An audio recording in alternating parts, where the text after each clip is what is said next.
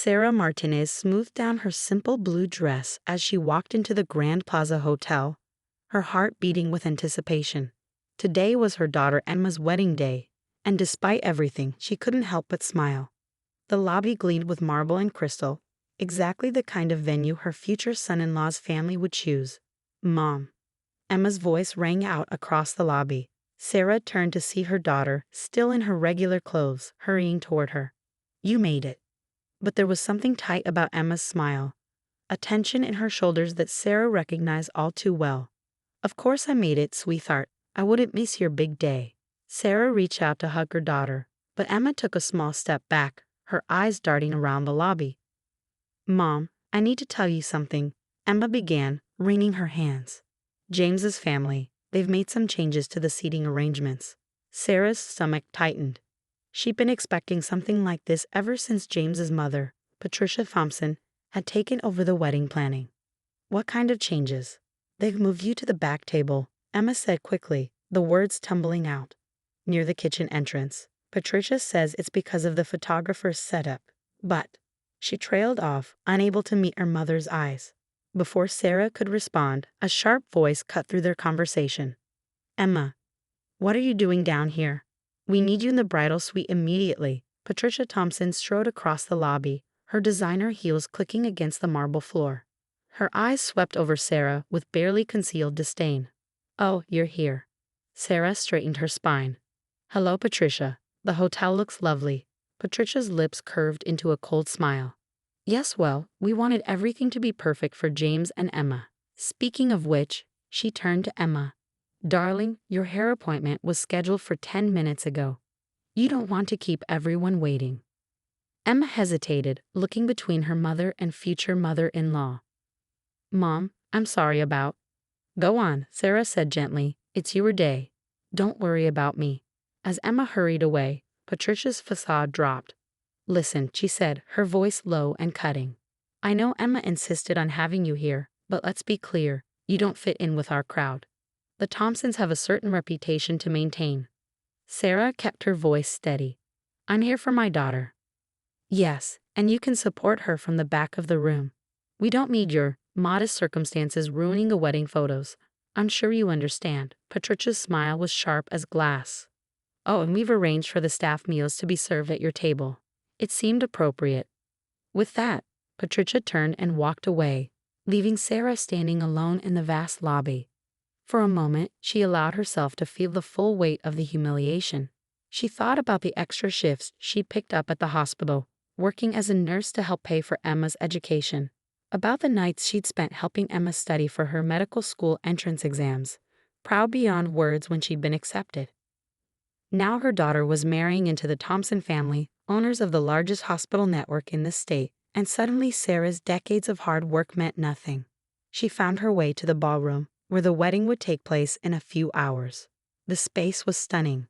Crystal chandeliers caught the light, fresh flowers adorned every table, and a string quartet was setting up in the corner.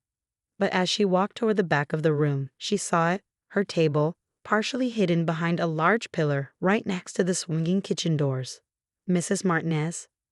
A young woman in hotel staff uniform approached her. "I'm Jenny from Event Services. We were told you'd be seated here." Sarah nodded, noticing the sympathy in Jenny's eyes. "That's right. The thing is," Jenny lowered her voice, glancing around, "I wanted to let you know, while the staff here, we all know who you are. My sister was at County General last year when you worked that terrible 30-hour shift during the crisis. You saved her life." Sarah blinked in surprise. She remembered that night. A massive pileup on the highway had overwhelmed the hospital. She'd stayed long past her shift, working until she could barely stand. Jenny continued, "We think it's wrong how they're treating you, and we wanted you to know, if you need anything, just ask. The whole staff is on your side."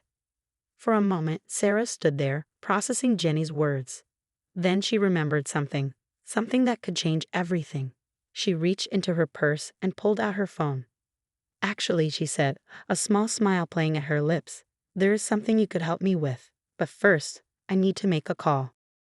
As she dialed a familiar number, Sarah watched the Thompson family sweeping through the ballroom, directing staff and making demands. Patricia was at the center of it all, gesturing dramatically about some perceived flaw in the table settings. "Hello, Marcus. It's Sarah Martinez. Remember that favor you owe me? I think it's time to cash it in."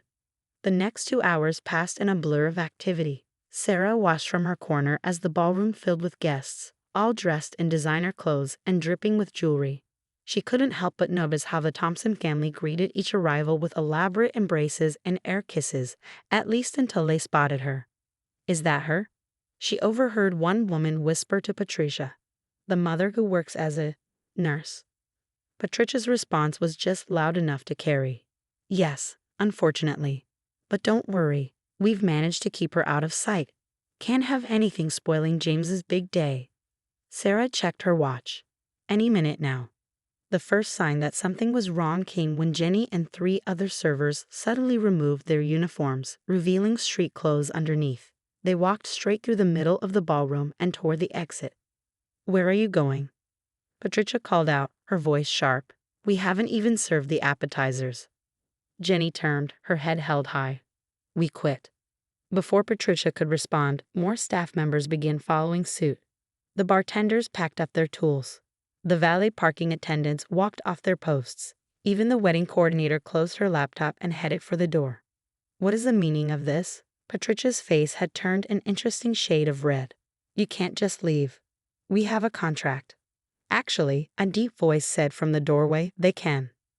Marcus Chen, CEO of the hotel chain, walked into the ballroom. His presence commanded immediate attention, and Sarah had to suppress a smile as she watched Patricia's expression shift from anger to confusion to desperate charm. "Mr. Chen." Patricia hurried forward. "There must be some mistake. We booked this venue months ago, and now your staff is following my direct orders," Marcus finished for her. He turned to address the crowded room. "Ladies and gentlemen, I apologize, but the Grand Plaza will not be able to host this event today. All staff have been instructed to cease operations immediately." The ballroom erupted in chaos.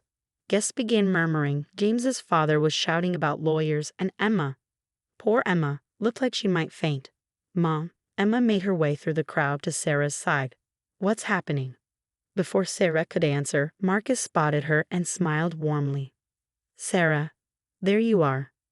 Patricia's head whipped around so fast Sarah worried she might hurt herself. You know each other." "Know each other?" Marcus laughed. "Sarah Martinez saved my daughter's life last year. Spotted a rare condition that every other doctor had missed. Stayed with her through the night, monitoring her personally." He turned to Sarah. "I told you then. Anything you need, anytime." I meant it. The pieces were starting to fall into place for the guests. Sarah could see the dawning horror on Patricia's face as she realized her mistake. "But more than that," Marcus continued, his voice carrying across the now silent room. "Sarah Martinez sits on the board of directors for our hospital group's charitable foundation. She's been instrumental in directing millions in funding to underprivileged communities. When she called to tell me how she was being treated at her own daughter's wedding," he shook his head. "Well, let's just say the Grand Plaza doesn't associate with that kind of behavior." Emma stared at her mother, tears in her eyes. "Mom, I had no idea. Why didn't you ever say anything?" Sarah squeezed her daughter's hand. "Because I wanted you to make your own way, sweetheart. I never wanted my connections to influence your choices." She paused, looking around the room. "But I also won't let anyone treat us like we're beneath them." "This is ridiculous." Patricia's voice was shrill. "You can't just shut down our wedding. Do you know how much we spent?" "Oh, I'm not shutting it down," Sarah said calmly. She nodded to Marcus, who gestured to the staff waiting by the doors. They began wheeling in new serving carts, and fresh teams of waiters entered the ballroom. "I'm taking over." Patricia's mouth opened and closed soundlessly as Sarah continued. "The wedding will proceed, if Emma and James still want it to, but under new management and new seating arrangements." James, who had been watching everything unfold in stunned silence, finally stepped forward. "Mrs. Martinez, I'm so sorry. I had no idea my parents were treating you this way." He turned to Emma. "And I'm sorry I didn't stand up for you and your mom sooner." Emma looked between her fiancé and her mother, tears streaming down her face. "Mom, I'm sorry too. I should have said something." "No more apologies," Sarah said firmly. This is still your day. Let's make it a good one. She turned to the gathered guests. Everyone who'd like to stay and celebrate Emma and James's wedding is welcome, as long as they understand that in this room, everyone is equal. Everyone is family. The transformation that followed was remarkable. The Thompson family, thoroughly humbled, retreated to quiet corners. The other guests, free from the atmosphere of judgment and pretense, began to relax. And Emma was glowing with pride as she looked at her mother. As the ceremony began, slightly delayed but more genuine than it would have been, Sarah took her seat in the front row. Jenny, who had changed back into her uniform along with the other staff, caught her eye and winked. Sarah smiled, thinking about how different this day had turned out from what she'd expected. Sometimes the best revenge wasn't about getting even. It was about standing up and showing your true worth. But there was still one more surprise in store for everyone. As the reception began, Sarah watched the transformed atmosphere with quiet satisfaction. The string quartet played softly in the background while guests mingled freely, the former social hierarchies forgotten in the wake of the afternoon's revelations. Patricia Thompson sat at a table near the kitchen doors, the very one she'd assigned to Sarah, looking thoroughly deflated. Her husband Richard kept checking his phone, no doubt trying to assess the social damage of the day's events. Sarah almost felt sorry for them. Almost. Mrs. Martinez? James approached her table, looking nervous but determined. Could we talk privately for a moment? Sarah nodded, following her new son-in-law to a quiet corner of the ballroom. James took a deep breath before speaking. I want you to know, he began, that I've made some decisions. I'm stepping away from my family's hospital administration position. Sarah's eyebrows rose in surprise. James, that's not necessary. It is, he insisted. I've been thinking about this for a while, actually. I went into healthcare administration because it was expected, but he straightened his shoulders. I want to go to medical school, like Emma. I want to help people directly, the way you do. A warm smile spread across Sarah's face. Emma never told me that. I never told her, James admitted.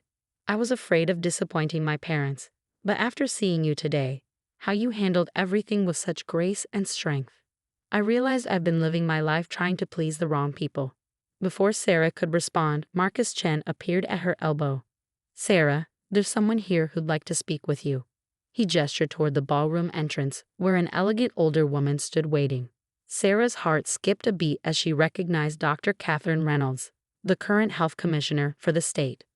Sarah Martinez, Dr. Reynolds said warmly, approaching their group. I'm so glad I could make it, even if I am fashionably late.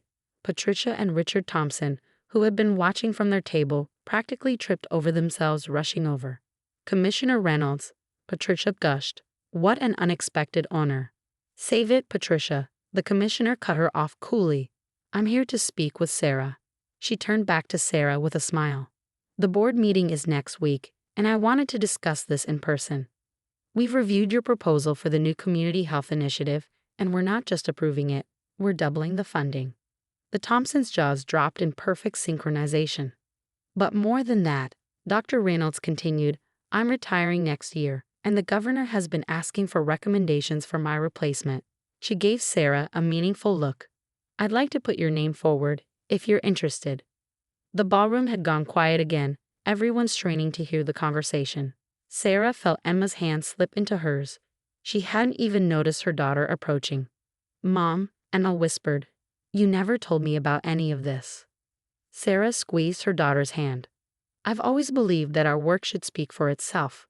All those nights I was just working extra shifts. I was also building relationships, creating programs, finding ways to help more people. I never needed the recognition. I just wanted to make a difference. And that, Dr. Reynolds said firmly, is exactly why you're perfect for the position.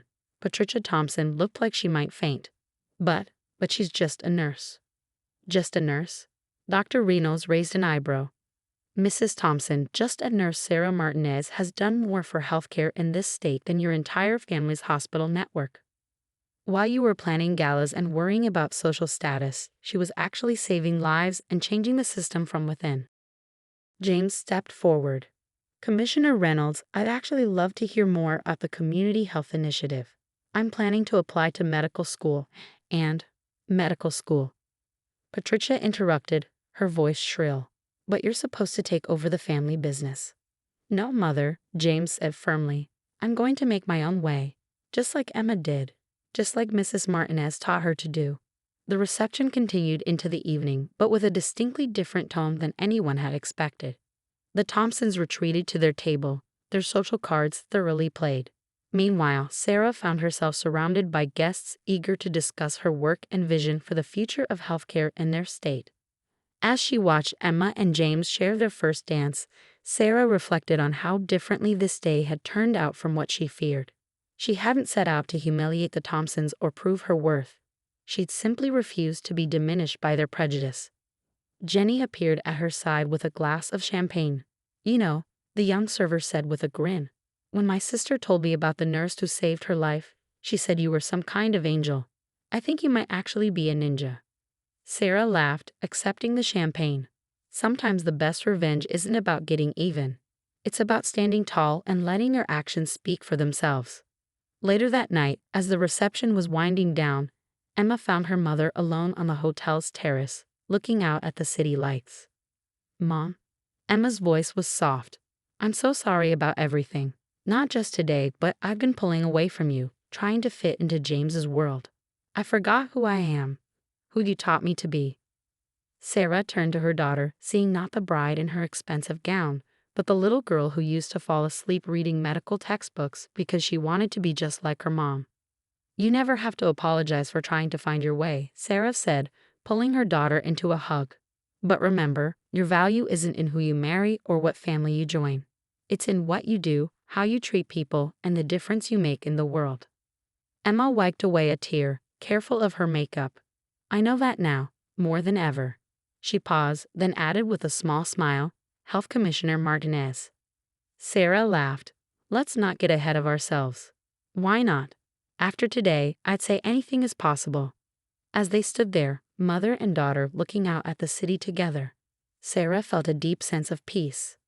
The Thompsons had tried to put her in her place, not realizing that she had built her own place, one of respect, dignity, and real accomplishment. The next morning, Sarah's phone buzzed with a text from Marcus. The staff can't stop talking about yesterday. You've become a legend at the Grand Plaza. Sarah smiled as she typed her reply. Sometimes the best revenge isn't revenge at all. It's living your truth and letting others learn from it. As she set her phone down, Sarah thought about all the paths that had led to this moment. Years of hard work, quiet dedication, and unwavering integrity had built a foundation that no amount of social snobbery could shake. The Thompsons had seen her as just a nurse, not realizing that every life she touched, every program she built, and every relationship she forged had created a legacy far more valuable than their superficial status. In the end, she hadn't needed to destroy them. She'd simply needed to stand in her own light and let the truth illuminate everything else. And as she prepared for another day at the hospital, commissioner's nomination or not, she still had patients who needed her. Sarah Martinez smiled, knowing that sometimes the greatest victory isn't in proving others wrong, but in proving yourself right.